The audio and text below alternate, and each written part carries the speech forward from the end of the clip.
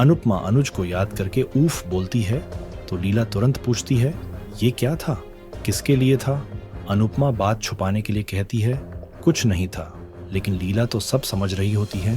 वो मजाक में बोलती है, ये ऊफ तो अनुज वाला था ना। ये सुनकर अनुपमा थोड़ी शर्मा जाती है और कहती है, आपको जो बातें सुननी नहीं चाहिए वो भी सुन लेती हो। आपको तो डिटेक्टिव होना चाहिए था। लीला हंसते हुए जवाब देती है, तभी तो मैं अपनी आंखों से दूरबीन की तरह सब पर नजर रखती हूँ। अनुपमा भी मजाकिया अंदाज में बोलती है, आपको लोगों के घर में ताक झांक करने में शर्म नहीं आती?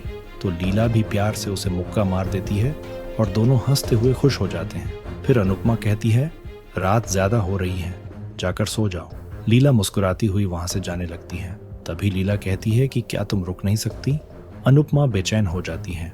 लीला कहती है, तुम वापस मुंबई जाकर अजनबियों के बीच क्यों रहना चाहती हो? तुम यहाँ अपने परिवार के साथ रहो। यहाँ सब तुम्हें रोकना चाहते हैं। हम सब चाहते हैं कि तुम यहीं रहो। अनुपमा परेशान होती है।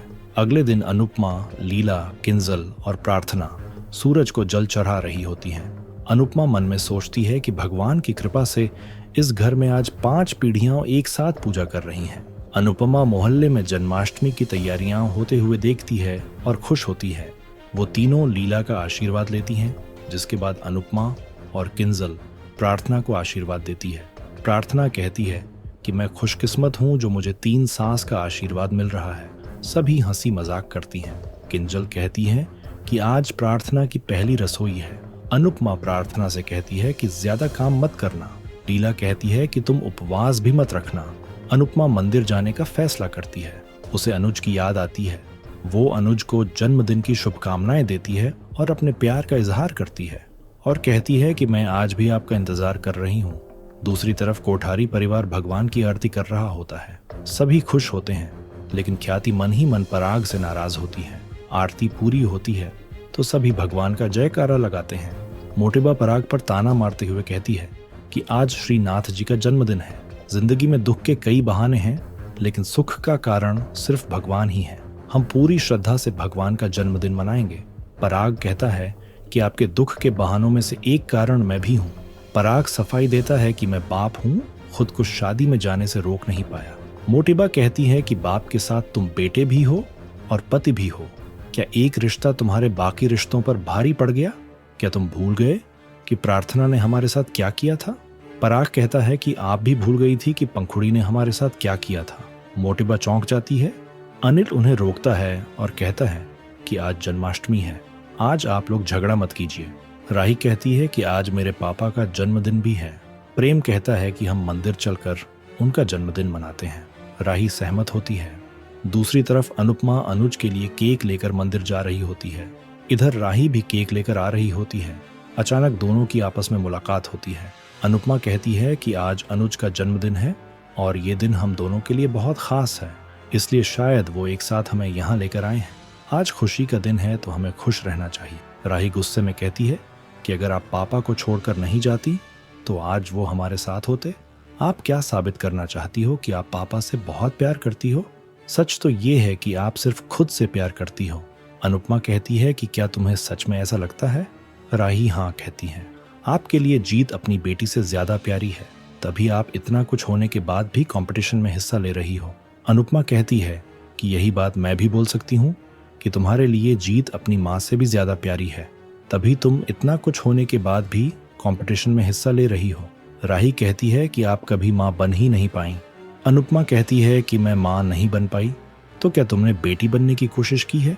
राही कहती है कि मैं आपसे बातों में नहीं जीत सकती। अनुपमा कहती है कि फिर डांस में जीत कर दिखाओ। राही कहती है कि मैं डांस में आपको हराकर ही रहूंगी, मैं आपका गुरूर मिट्टी में मिला दूंगी। तभी प्रेम बीच में आता है और राही से कहता है कि आज के दिन बहस मत करो। लेकिन राही कहती है कि आज मेरे पापा का जन्मदिन सबसे पहले हम मनाएंगे, इन्हें कहो कि इंतजार करें। अनुपमा शांत रहती है और सोचती है कि वो इंतजार करेगी। राही मंदिर में चली जाती है। अनुपमा अनुज से मन ही मन बातें करती है कि राही थोड़ी रूड है लेकिन क्यूट भी है। राही को थोड़ी समझ और बुद्धि दीजिए, ये मुझे देखते ही लड़ने लग जाती है। इधर राही भगवान और अनुज को जन्मदिन की शुभकामनाएं देती है और अनुज से कहती है कि मैं आपको बहुत मिस करती हूँ। अनुपमा कहती है कि अब मुझे राही के इस व्यवहार की आदत हो गई है। राही भगवान के सामने केक रखती है। अनुपमा और राही एक साथ अनुज को हैप्पी बर्थडे विश करती हैं। इसके बाद सभी जन्माष्टमी की तैयारियां कर रहे होते हैं। तभी जिग्नेश कृष्णा भगवान के रूप में तैयार होकर आता है। सभी उसे देखकर खुश होते हैं और उसकी तारीफ करते हैं। बाबूजी और मनोहर जी बताते हैं कि उन्होंने जिग्नेश को तैयार किया है। मनोहर जी जिग्नेश को रूपेश बोल देते हैं तो जिग्नेश कहता है कि हमें गुस्सा मत दिलाओ वरना हम तांडव शुरू कर देंगे। लीला कहती है तुम शिव नहीं बने हो, तुम कृष्ण भगवान बने हो। दूसरी तरफ कोठारी परिवार में प्रेम और राही कृष्णा और राधा बनते हैं। वो दोनों मिलकर खूबसूरत डांस करते हैं। पूरा परिवार उनके डांस को देखकर खुश होता है। मोटिबा उनकी नजर उतारती है। प्रेम और राही बहुत ही अच्छा डांस करते हैं। डांस पूरा होने पर सब उनके लिए तालियां बजाते हैं। मोटिबा कहती है कि ऐसा लग रहा है कि साक्षात भगवान हमारे सामने आ गए हों। मोटिबा और पूरा परिवार उन्हें प्रणाम करता है। दूसरी तरफ सरिता कहती है कि मैंने मुंबई की जन्माष्टमी देखी है, मैं आज पहली बार गुजरात की जन्माष्टमी देखूंगी। वो पूछती है कि यहाँ जन्माष्टमी कैसे मनाते हैं।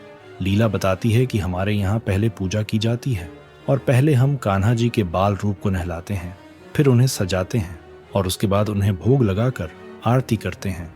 अनुपमा कहती है कि आजकल की भगदौड़ भरी जिंदगी में सब भगवान की पूजा किए बिना ही घर से चले जाते हैं, लेकिन मेरा मानना है कि हर किसी को त्योहार के दिन भगवान के लिए समय जरूर निकालना चाहिए। पूरे परिवार को एक साथ भगवान की आराधना करनी चाहिए। इसी बीच अनुपमा डांस रानी के लिए पूछती है तो सरिता बताती है कि वो फाइनल के लिए प्रैक्टिस करने गई है। बाबूजी शुरू करने के लिए कहते हैं तो जिग्नेश कहता है कि अंताक्षरी तो माँ से शुरू होती है ना। बाबूजी कहते हैं कि हम अंताक्षरी नहीं खेल रहे, जन्माष्टमी मना रहे हैं। लीला कहती है कि अब पूरी पूजा में इसे डांटना पड़ेगा। इसके बाद पूजा शुरू होती है। शाह और कोठारी परिवार एक साथ पूजा कर रहे होते हैं। इधर अनुपमा बाल गोपाल को नहला रही होती है और दूसरी तरफ प्रेम और राही पूजा कर रहे होते हैं। दोनों तरफ भगवान को सजाकर तैयार किया जाता है। प्रेम कृष्णा भगवान का जयकारा लगाता है। सभी बेहद खुश होते हैं और आरती शुरू करते हैं। शाह परिवार में अनुपमा भगवान की आरती करती है। कोठारी परिवार में भी सभी आरती करते हैं। मोटिबा गौतम से भी आरती करवाती है। सभी कान्हा जी को झूला झुलाते हैं। बाबूजी और मनोहर जी जिग्नेश को झूला झुलाते हैं। सभी खुश होते हैं। अनुपमा और राही अपने परिवार में सबको आरती देती है। राही अनुज को याद करती है और उसे आरती देती है। इधर अनुपमा भी अनुज को याद करती है। इसके बाद बादशाह पराग के कंधे पर बैठकर मटकी तोड़ता है। सभी बेहद खुश होते हैं। शाह परिवार में अंश मटकी तोड़ता है। दोनों परिवार खुशी से झूमता है। शाह और कोठारी परिवार के सभी लोग खुशी से डांस करते हैं और जन्माष्टमी के त्योहार को मनाते हैं। अनुपमा को अनुज की याद आती है। आने वाले एपिसोड में देखने को मिलेगा कि अनुपमा अनुज की यादों में खोई हुई होती है।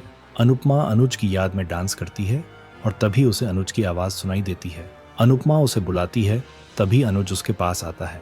अनुपमा और अनुज एक दूसरे को देखकर बेहद खुश होते हैं। आपको क्या लगता है अनुपमा और राही के बीच डांस कंपटीशन में कौन जीतेगा? कमेंट करके जरूर बताएं।